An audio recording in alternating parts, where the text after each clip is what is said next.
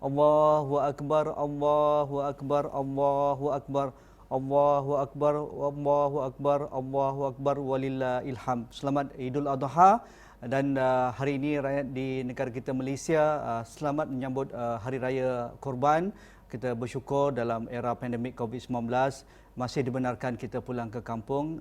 Yang berkesempatan pulang, selamat dengan penjarakan sosial anda yang sudah pun meraihkannya bertakbir dan sembahyang sunat Idul Adha. Kita mengucapkan tahniah. Bagi yang tidak berpeluang, kita terus bertakbir. Kita ada masa selama hari-hari tasyrik ini, dan untuk berkorban bermula hari ini selepas solat Idul Adha dah dibolehkan untuk berkorban dengan SOP dan juga tata cara yang ditentukan oleh pihak berwajib. Apapun, kita terus berbicara hari ini sebenarnya Idul Adha, haji yang tertangguh untuk 1441 Hijrah. Ustaz Fawaz Fadil masih bersama saya semalam, sudah pun berbincang panjang lebar dengan normal baru, tetapi malam ini kita akan terus berbincang. Ustaz, hari ini kita sudah pun berhari raya, tetapi sekali lagi kita diimbau dengan rasa sayu, rasa sedih. Bagi mereka yang tidak berkesempatan ke Tanah Suci, sepatutnya mereka sudah pun boleh untuk menunaikan orang kata pun tawaf wajib. Betul. Dan boleh juga untuk melontar jamrah dan menyelesaikan orang kata pun kerja-kerja haji. Adakah kita boleh bayangkan kerja-kerja haji itu adakah tetap dilakukan oleh jemaah yang dibenarkan ataupun diringkaskan ataupun bagaimana? Cuba kita bayangkan, Ustaz. Saya rasa semua bergantung kepada keputusan kerajaan sana. Ya. Takut kalau terlampau lama dan seumpamanya ada risiko dan seumpama dengan dia. Jadi dengan kadar yang sedikit ini saya rasa perlu ikut pantas dan seumpama dengan, sebab ibadat haji ini maksud dia sampai selesai pada tawaf, kemudian dia selesai daripada orang dah melontar dan sebagainya, dan siapa yang sempat lepas itu buat sa'i, maka selesai. Sebab rukun haji ni dia tak banyak. Mudah. Ihram, kemudian wukuf, kemudian nama dia dia tawaf. Yang lain wajib dia panggil. Wajib, jadi rukun. Kemudian sa'i khilaf di antara ulama. Tapi yang sepakat ulama tiga ini. Maksud dia niat ihram, kemudian wukuf, itu kemudian itu dia rukun. Fardu dipanggil. Kemudian tawaf. Itu wajib, maksudnya kalau lah ini sepakat ulama, kalau siapa yang buat tiga ni dia kira sah, tapi tabawahnya tak sah lah, kena sa'i. Itu cara kita. Itu cara mazhab 4. Tapi sebagian mazhab dia menganggap seperti Maliki, dia kata sa'i itu tidak menjadi rukun. Kalau tak buat banyak yang dam lah. Tapi yang lain itu adalah dia panggil wajib haji. Kalau tak buat, selesaikan dengan dam.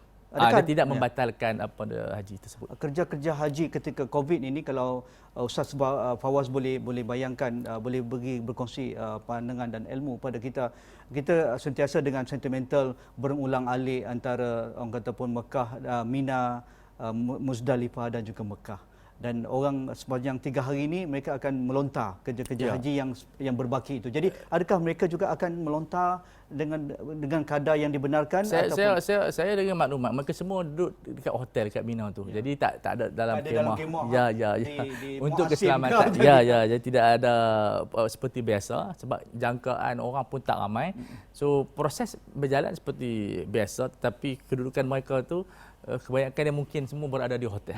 Jadi mereka selesai pulang ke hotel. Ada bas semua. Itu sebab apa?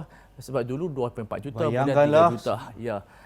Jadi norma baru ini mereka boleh melaksanakan dengan mudah, dengan pantas dan ringkas. Tak ada rebutan, tak ada rebutan. Tak ada waktu-waktu puncak. Tidak. Sebab kalau kita di tabung haji, kita nak melontar pun kita mengizinkan dahulunya sebelum zuhur. Sebab dalam mazhab Syafi'i sejuk sikit. Dia selepas zuhur baru sah melontar. Itu mazhab Syafi'i. Itu mazhab Syafi'i. Tapi bila tahun fatwa awal 90-an, bila dah ramai sampai berjuta-juta, jadi mazhab kita di Malaysia Tambah Haji mengeluarkan fatwa membolehkan melontar sebelum daripada zuhur. Maksud dia masuk siang, lepas subuh dia boleh melontar dah menggunakan mazhab Ja'far As-Sadiq dan juga Tawus dan sebagian tabi'in. Bukan mazhab Syafi'i. Tapi sekarang ni saya rasa tak perlulah nak cerita pasal mazhab dah. Dia melontar selepas subuh. Sebab kita ada peluang untuk melontar selepas zuhur. Jadi itu lebih afdal. Yang afdal. Sebab tak ada apa-apa halangan, dan Imam Nawawi sebut dalam Majmu' tidak sah kalau melontar sebelum zuhur. So makna boleh kembali kepada sunnah nabawiyah semula. Setelah mana terhalang daripada berjuta-jutaan orang yang tanpa ramai, dan orang boleh melontar sebelum zuhur. Sekarang ni boleh melontar selepas zuhur, tak ada masalah dan halangan di sana. Cuba Ustaz bayangkan kehebatan mereka yang berpeluang. Allahu Akbar. menunaikan haji tahun Ya, ini? mereka boleh menunaikan dengan perasaan sebab mungkin perasaan bertuah pun ada, perasaan sedih kepada kawan-kawan yang tidak dapat pun ada. Jadi perasaan terlampau banyak dalam jiwa kita. Jadi di situ kita sebab di haji ni yang paling penting selain daripada sembahyang berdoa. Sebab di padang Arafah kita disunatkan berdoa di tengah panas. Walaupun mungkin duduk kemah mahal dan kita duduk mungkin di hotel, kita nak berdoa. Keluar Kita keluar. ke padang. Sebab apa dia doa sangat mustajab. Terus ke langit dan di sini mereka boleh mengambil peluang. Nanti masa melontar berdoa, setelah mana dia melontar berdoa lagi. Dan ini kita nak mungkin mereka ni wakil kita untuk berdoa di tempat yang sahabat kita, ahli keluarga kita. Walaupun mereka itu bukan kenalan kita, tapi al-ikhwah al-mukmin ini seperti satu jasad, satu bangunan yang walaupun tidak kenal tapi kenal dengan ruh kita, dengan syahadah kita. Bagi Ustaz Fawaz yang sekali berpeluang ke Tanah Suci, apa yang dirindui ketika melakukan kerja-kerja haji? Ada orang merindui ketika berebut-rebut untuk melontar, ada yang merindui berwukuf di padang Arafah, ada yang semuanya dirindui. Bila kita di tanah Mekah, walaupun sama ada di umrah atau haji, apa nama dia, yang paling kita rindui adalah saat doa, sebab kita rasa berdoa tu apa nama dia special sikit. Tak ada had. Dan kadang-kadang dalam lift pun kita berdoa. Allah. Sebab semua tempat tanah haram, dalam kadang-kadang orang, ustaz tolong doa, depa tak mesej, duduk dalam lift berdoa Allah. Jadi kalau di Malaysia ni kita tunggu masjid dulu ke, tak adalah ke dalam lift kita nak tunggu kita berdoa, tetapi di sana dalam lift pun kita berdoa. Keluar bilik kita berdoa sebab kita merasai inilah masanya. Setiap detik, setiap tanah yang ada tu tempat barakat yang kita dapat feeling. Itu di antara keistimewaan yang dicemburui sejak daripada zaman pemerintah dahulu lagi. Okey, ketika pandemik COVID-19 ini pastinya pengumuman pihak kerajaan Arab Saudi, kerajaan negara kita menangguhkan pemergian jemaah untuk 2020 ini, pastinya ada perasaan terkilan di kalangan para jemaah kita. Tetapi bagi jemaah yang sepatutnya ke Tanah Suci pada waktu ini, pada waktu kita berbincang ini, mereka sudah melakukan persiapan mental, fizikal, pergi berkursus, menabung sikit sebanyak, ataupun persiapan fizikal mereka sihat dan sebagainya. Tetapi untuk ataupun reward mereka, ataupun merasa mereka juga sebahagian daripada musim haji tahun ini, apa yang sepatutnya difikiran mereka? Kita dah bincang sedikit semalam. Tetapi untuk musim haji ini 3-4 hari, apatah lagi kalau mereka ke Tanah Suci mereka pergi 40 hari. Jadi sekarang mereka hilang semua itu, sedangkan persiapan sudah pun dilakukan. Bagaimana untuk redeem diri kita, bersyukur, terima hakikat. Saya rakamkan satu hadis Rasulullah SAW yang Nabi menyebutkan, niyatul mukmin khairun min amali. Kadang-kadang ada satu masa, satu detik, niat kita lebih baik daripada amalan kita. Kemungkinan kalau kita buat tak sebaik niat kita. Di sini kita melihat subhanallah, mungkin di sini kita mempelajari betapa pentingnya membesarkan niat kita, keazaman kita. Walaupun kita tak dapat pergi secara jasad, tapi niat kita ni subhanallah sangat indah. Sebab tu dalam apa-apa kehidupan kita ada intention tu yang paling penting. Niat ini mengubah minda kita, mengubah tindak tanduk kita. Mungkin walaupun kita tidak pergi ke Mekah untuk ubah perangai kita, kadang-kadang kita target pergi ke sana tu untuk ubah perangai kita. Tapi nak menebus dosa, macam-macam niat lah. Dengan niat kita, insya-Allah kita dapat berubah. Saya yakin ramai orang dah berubah. Dari sudut mental mereka, dari sudut pemikiran mereka, perubahan pada pandangan kehidupan yang baru ni sudah ada. Jadi dengan tambahan kesedihan tak dapat pergi haji ni menambah, sebab kadang-kadang kesedihan ini bagus. Dia adalah rawatan. Kadang-kadang kita tak pernah bersedih, kita tak tahu bila kita nak insaf. Betul. Sebab susah keinsafan tu dalam keadaan gelak ketawa. Kita tu seronok, happy. Macam mana kita nak mengambil pengajaran? Serta kadang-kadang Allah Ta'ala sengaja uji kita. Kadang-kadang adik-beradik kita mati. Barulah rasa insaf. Sebab tu kata ulama tasawuf, wa idza auhashaka, bila Allah Ta'ala bagi kamu rasa sedih, fa'lam annahu yaftahu babal unsi ma'ahu. Ketahuilah Allah Ta'ala sedang memberi pintu untuk berseronok dengan Allah. Mungkin itu di antara makna yang kita boleh menghiburkan. Mungkin Allah Ta'ala sebenarnya nak bagi kita berhibur dengan dia. Kita rasa sedih. Pasal apa sedih? Tak dapat jawapan. Rupa-rupanya lorong untuk kita berhibur dengan berzikir, membaca Al-Quran, sembahyang, bermunajat, untuk kita melakukan perubahan dalaman kita yang disebut sebagai tajdid dalaman. Allahu Akbar.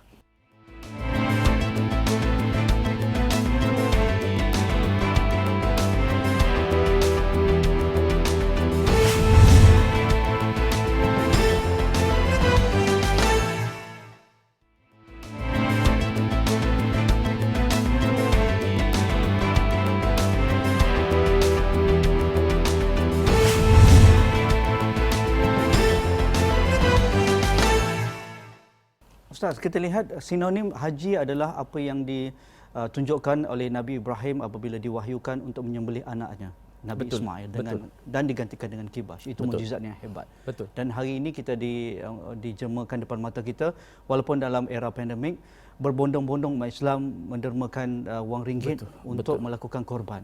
Apa hikmah yang boleh kita baca ataupun yang kita boleh ambil daripada peristiwa korban dalam era pandemik ini? Iaitu peristiwa yang paling besar itu mempercayai dan yakin dengan arahan Allah. Kerana arahan Allah tidak ada sedikit pun kerosakan. Di situ yang akidah yang paling tinggi, kerana Nabi Ibrahim diperintahkan menyembelih anak dia. Itu yang pertama. Yang kedua, hikmah kita mengorbankan dan kita mengorbankan perasaan kita. Kadang-kadang orang terlampau macam meraih perasaan. Perasaan kadang-kadang tak betul. Ya, perasaan tidak mempunyai satu standard yang betulkah perasaan kita ni betul.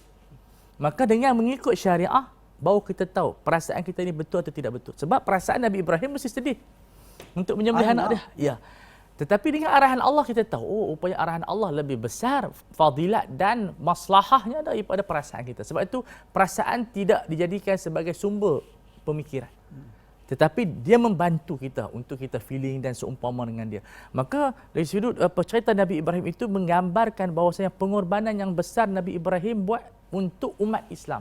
Satu kadang-kadang kita terpaksa mengorbankan kita jadi macam matahari untuk maslahah orang ramai. Kita berkorban sekarang ini. Jangka masanya Nabi Ibrahim, subhanallah, sampai sekarang ni kita menikmati ibadat yang kita akan sebut nama Nabi Ibrahim. Dan itu doa Nabi Ibrahim.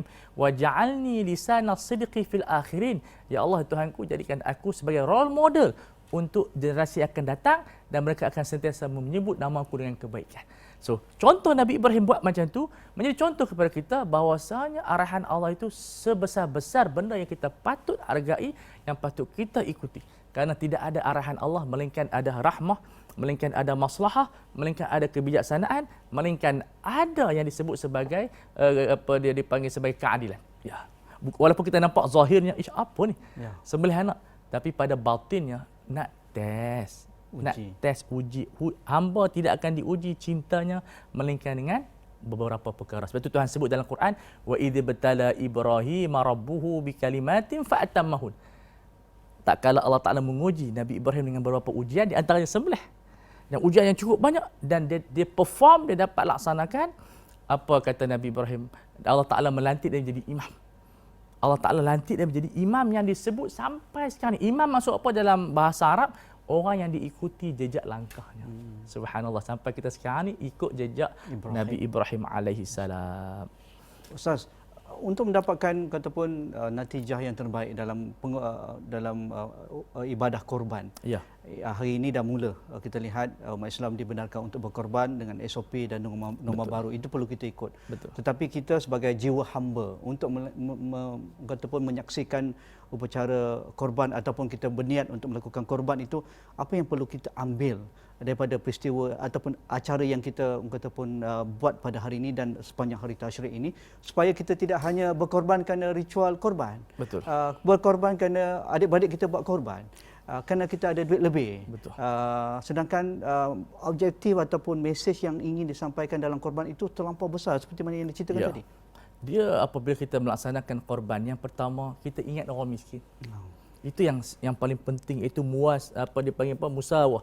Kita nak menjadikan hubungan kita dengan orang miskin rapat semula. Sebab kita setahun kita hidup, kita lalai dengan kerjaya kita sampai kita lupa orang miskin. Saya sendiri pun lupa orang miskin. Kena akui itu. Kita sibuk dengan kerjaya kita. Sebab kita nak mengejar harta, kita nak mengejar kehidupan kita, nak mengejar pangkat. Semua orang kehidupan yang normal. Jadi Allah Ta'ala jadikan hari raya korban ni kita tengok semula ada orang miskin yang keliling kita tu. Ya, yang kadang-kadang di KL yang tak makan daging, yang kadang-kadang kita pernah duduk di KL. Kadang-kadang kita tengah makan haji, minta makanan kita yang tak habis. Subhanallah. Saya kata, apa salahnya minta baru kita bayar. Tapi bagi dia macam cukuplah dia dapat baki yang kita makan dan minuman yang dia makan. Subhanallah. Ini dia antara bila mereka ada daging, yang kemudian ada orang sedikit, ada orang masak sedikit. Walaupun sunatnya bagi saya memang sunat bagi mentah. Tapi disebabkan sekarang ni orang miskin dapur pun tak ada. Betul lah, bahan mentah pun tak ada. Kadang-kadang nak masak kat mana? Jadi bagi saya afdal juga Kita masak. masak dan kita hantar masakan itu kepada orang miskin dan dia orang boleh makan dengan mudah. Kalau kita bagi daging mentah, dia orang nak letak kat mana? Bukan boleh bakar tepi jalan raya, itu salah segi undang-undang pula. Jadi saya rasa fiqh ni berkembang mengikut keadaan dan suasana. Ustaz Fawaz, saya teringat dalam beberapa hari lalu saya ke pejabat zakat. Di sebelah saya itu kaunter ujung sana ada seorang anak muda. Saya rasa masih dalam sekolah menengah. Pegawai zakat akan bertanya, sekarang ni pergi sekolah ke tidak? Waktu sekolah. Dah lama tak bersekolah. Subhanallah. Kenapa tak bersekolah? Tolong mak. Ustaz, saya pun terasa dalam waktu pandemik ini ramai yang jatuh miskin. Betul. Dan saya di sebelah hujung sana, saya dengar saya nak bantu je. Tapi dia datang untuk meminta bantuan kepada pejabat zakat. Betul. Maksudnya apa yang kita boleh fikirkan? Maksudnya di keliling kita terlampau, kita take for granted. Kadang-kadang kita rasa, alah dia ada kereta kat luar tu, dia pakai Astro. Mungkin dia kaya. Kan, mak bapak dia selama ni tak ada masalah pun. Tetapi dalam era ini dah masuk 4-5 bulan ini, yang dahulunya mungkin berada. Berubah keadaan. Ada yang dah 4 bulan tak terima gaji. Ada yang meminta hutang dan seumpama dengan dia. Jadi ini yang peluang kepada mereka yang boleh bayar zakat hujung tahun, boleh awalkan zakat dia dan digalakkan mengawalkan zakat. Nah, kita kira zakat hujung tahun. Mana-mana syarikat. Ya, paling bulan 12, bulan 11 bulan 12 kita cukup haul baru kita bayar, cukup setahun baru kita bayar. Tapi digalakkan sekali syarikat-syarikat yang ada lebihan. Tak semua syarikat jatuh, ada syarikat yang naik. Saham dan seumpama dengan dia, syarikat-syarikat yang kita tahu emas sekarang ni sudah naik tinggi. Maka boleh awalkan zakat mereka. Begitu orang-orang yang tidak terjejas ekonomi mereka seperti pegawai kerajaan. Pegawai kerajaan alhamdulillah. Ya, gaji ada. Ya, keluarkan zakat awal dan boleh berikan kepada fuqara sebab Imam Ghazali kata ibadat yang setanding dengan haji adalah memberi makan kepada orang miskin. Hebat. Sebab tu Tuhan puji orang beri makan orang miskin. Wa yut'imuna at-ta'ama 'ala hubbihi miskina wa yatima wa asira. Jadi untuk kita bagi daging korban ni bukan kepada orang Islam saja, kepada orang bukan Islam. Cuma cara dia, sebab saya jawab, bukan tak persoalan tapi tak jawab juga sebab apa? Banyak orang tanya. Untuk orang bukan Islam, kita tidak boleh bagi daging mentah sebab tidak sah dalam mazhab kita dan fatwa rasmi kita pun di Malaysia pun tidak sah. Melainkan di Sabah mereka izinkan sebab suasana yang berbeza. Cara kita, helah kita untuk nak bagi orang bukan Islam yang miskin makan juga kita masak. Kita masak. Kita jamu makan. Ketika itu hilang title daging korban sebab kita dah masak dah. So kata dalam mazhab Syafi'i kita boleh bagi makan kepada fuqara bukan Islam dalam bentuk it'am. Tapi nak bagi daging korban mentah tak boleh. So itu di antara juga saya rasa cantik pendekatan yang luar biasa yang orang bukan Islam pun bukan semua senang. Bukan semua senang. Dan mereka tengok kita subhanallah daging korban dan seumpamanya apa salahnya masjid dah masak semua, kita hantar juga kepada fuqara-fuqara orang bukan Islam, insya-Allah mereka boleh makan dan mereka menghargai usaha kita. Alhamdulillah. Ustaz, bergerak ke hadapan ibadah haji dan umrah yang tertangguh 2020 ini merupakan satu orang kata pun bencana. Allah. Tetapi di sebalik itu mesti ada hikmah. Betul. Yang kita tidak tahu. Dan umat Islam sendiri di kalangan rakan-rakan kita, rakan-rakan ustaz, ramai yang berkecimpung dalam operasi haji dan umrah, travel agency. Ya. Mereka ini terkesan, rakan-rakan saya pun macam-macam dia buatlah untuk pelancongan domestik lah, buat aplikasi dan sebagainya. Mereka terpaksa berinovasi. Tetapi untuk kita melihat situasi ini tak tahu bila berakhir. Kenapa kita perlu ada orang kata pun ilmu, berjaga-jaga, sentiasa berkreatif, berinovasi untuk mencari nafkah dan pendapatan dan berniaga. Bagi saya apa yang disebutkan oleh Sayyidina Osman itu tepat. Hendaklah kita ni mempunyai sumber dalam pencari rezeki ni dengan pelbagai. Jangan letak satu saja. Mungkin kita kerja di pejabat tetapi malam tu mungkin kita ada jual burger. Bagi mereka yang tidak ada masalah lah. Mungkin kita ada pelaburan saham, kita ada simpan di sana sikit, simpan di sini sedikit. Itu adalah ajaran dalam kefahaman salafun salih. Kesilapan kita hanya menjadikan satu saja sumber rezeki. Payah tu. Ya, tapi saya tengok banyak kawan-kawan kita yang travel, alhamdulillah mereka dah jual kambing. Macam-macam sekarang ni. Macam-macam, alhamdulillah. Yang penting kita sekarang ni ambil peringkat survival dulu. Bukan untuk kemewahan. Ya, betul. Zaman sekarang ni bukan untuk mencipta. Lepas ya. Bagi lepas hidup dulu. Dan saya tengok pun ramai orang kaya pun dah sekarang ni dah berjimat. Dah tak ada pelancongan, pelancong pun dah tak boleh. Dah tak boleh. Dah tak ada kemewahan. Dan bagi saya lah kemewahan ini yang kadang-kadang menyebabkan kita lalai. Ya. Sebab dalam sejarah Andalusia lah, apa nama dia, Spanyol, punca kejatuhan itu kepada kemewahan rakyat yang melampau. Kemewahan ni maksud apa? Belanja tak ada sebab. Tak ada had. dan pembaziran kerajaan. Jadi ini mengajar kita supaya kerajaan membelanjakan pada benda yang diperlukan oleh rakyat dan rakyat membelanjakan benda-benda yang diperlukan, dan apa-apa yang berbentuk kemewahan yang tak ada nilai dalam bentuk ukhuwah dan seumpama dengan dia, kita berhenti dan kita mampu hidup dalam keadaan yang lebih jangka masa yang panjang. Sebab tu orang kata apa, hidup kita ni bukan nak kaya sementara, kita nak jangka masa panjang yang alhamdulillah seperti yang dibuat oleh Nabi Yusuf, perancangan jangka masa panjang dapat survive. Allahu akbar. Tapi nak ataupun tidak, kita kena akui yang ramai terkesan di kalangan saudara mara kita juga. Sangat terkesan. Sebab itu kita kena ada tabung. Kita ada sistem di sana, kegiatan di masjid kena bergerak. Ada tabungan yang siapa-siapa yang wakafkan, masjid boleh minta izin kepada mereka, boleh gunakan wang itu untuk menolong. Sebab mereka wakaf tu untuk tolong masjid, tapi kita boleh ubah niat mereka dengan kita minta izin kepada jemaah. Kita ada lebihan. Ya, sebab di masjid pun banyak lebihan. Selain daripada perbelanjaan yang tertentu. Jadi ini di antara benda yang penting. Dan juga kita minta orang yang derma ni bukan hanya kepada orang Islam, kepada orang bukan Islam pun, orang bukan Islam pun boleh menderma. Sebab kita bukan minta zakat, minta derma dan boleh salurkan. Dan saya rasa dengan kerjasama kerajaan dan juga pihak yang ada autoriti, tabung-tabung derma boleh dibuka supaya dia bergerak. Sebab wang ni kalau bergerak, insya-Allah dia tidaklah berlaku pencurian, tidak berlaku jenayah di sana. Sebab di sana ada sedekah, di sana ada konsep pada zakat, di sana ada konsep-konsep yang lain yang akan menjana ekonomi kita. Dan kita harap orang yang pegawai kerajaan berbelanja, belilah, tolong orang peniaga kecil dan seumpamanya supaya mereka ada wang. Kalau mereka pun menyimpan juga, jadi tak membeli barang-barang, ekonomi tidak bergerak dan akhirnya akan lumpuh. Maka di sana kita bimbang akan berlaku jenayah yang meningkat. Orang tak ada kerja. Betul. Okey, akhir sekali Ustaz, mungkin ucapan selamat hari raya kepada penonton kita yang selalu dengar Ustaz Fawaz di Radio Sinar, di Esrawani. Pastinya mereka ada rasa kerinduan untuk mendengar suara Ustaz Fawaz, tetapi dalam waktu yang begitu berkat ini, Hari Raya Idul Adha, ingin mendengar sedikit daripada Ustaz Fawaz. Saya sebagai umat Islam, alhamdulillah saya mengucapkan selamat Hari Raya Idul Adha kepada semua kerajaan dan juga rakyat dan semua yang terlibat di dalam mempertahankan negara kita, kepada frontliner, mereka yang bekerja keras, pihak pusat kesihatan, doktor, nurse, polis. Tak berhenti ni Ustaz? Tentera belum tak lagi berhenti. Kita ada saudara mara yang kerja kan, penat doktor, nurse yang mereka berkorban, dan kita tidak mampu menjadi seperti mereka. Kita mendoakan mereka, kita menghargai mereka, dan kita mohon maaf kepada semua umat Islam kalau ada kesilapan dan keterlanjuran, dan kita minta insya-Allah kita sentiasa mental kita strong.